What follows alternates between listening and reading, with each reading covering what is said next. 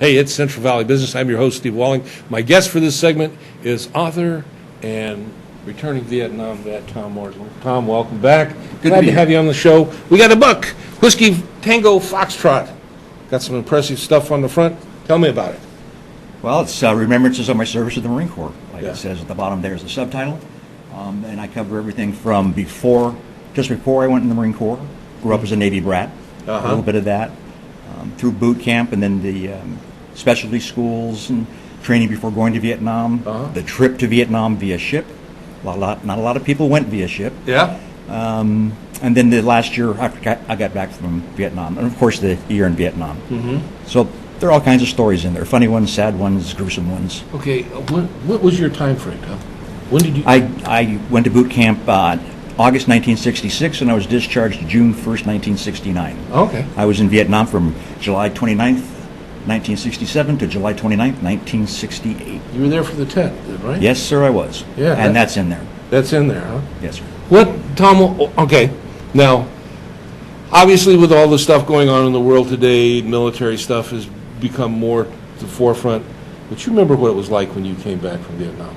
It was a different environment, different world. Totally different world. You know, and, nowadays, we have a greater appreciation for our vets. What, your story in particular, give me a little insight into what's going on for you, like particularly when you came back. How was your experience? My experience was kind of non-existent. Yeah. I just came back and I went about my business. I lived in San Diego, so it's kind of a military town to begin with. I've heard that rumor. Right. There's two sides, and I went right to school, but nobody messed with me. I didn't see a lot of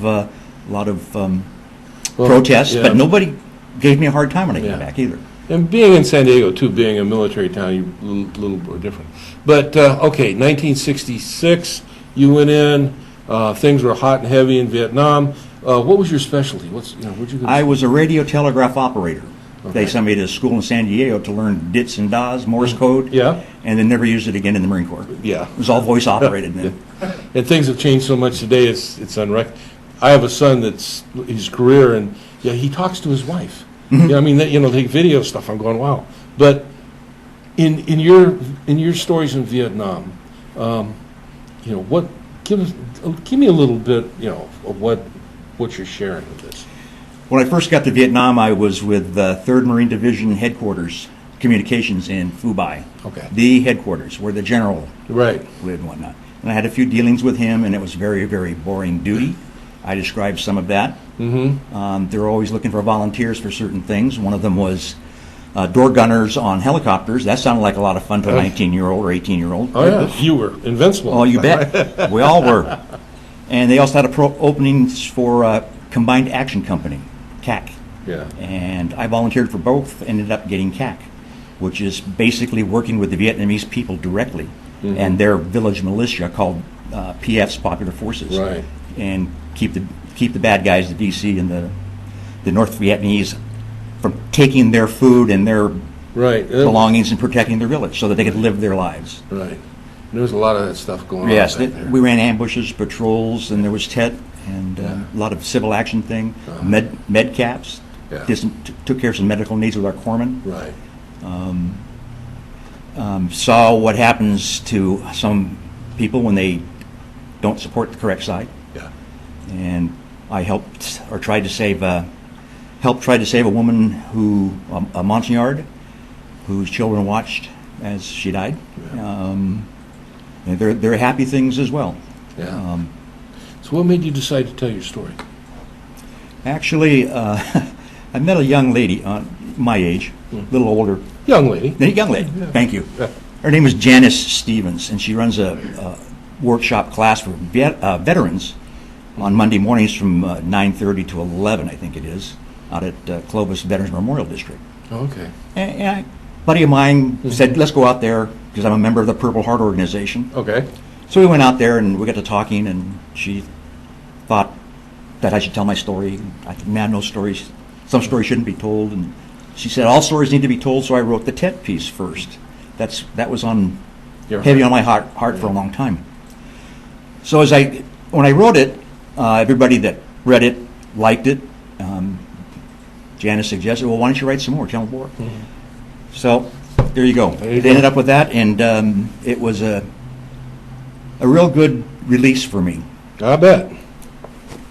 I bet it is. Gosh, is that you on the back? Yeah. Whoa! Wow. No, that's pretty good. You know, that's, Tom, we probably need more of those types of stories. But I'm glad you wrote yours. Thank you. We have a number of local authors that are doing that. Good. So That's great. You know, we need to get that, we need to get those stories out. yes, You know, people that didn't experience it have no idea what it is. not a clue. Yeah. So I want to thank you very much. Oh, before we move on, how do we find you? How do we find the book? Where do we go? It's on Amazon. All right. Just go to Amazon and search for Whiskey Tango Foxtrot Tom Morton. It'll pop up. You've seen the cover. You know what it looks like. My website is WTF Morton. Pardon me. .com. Email WTFMorton@Comcast.net. There you go. So I'm around. You got that information. We got some stuff down there. Amazon, Whiskey Tango Foxtrot. I'm sure if you just put in Tom Morton, the book will probably come up also. And, you know, this stuff is important. It's worth reading. It's part of our history. Thank you Tom, thank you so much. Oh, thank you for having me here. All right, take care. Bye. See you when we come back.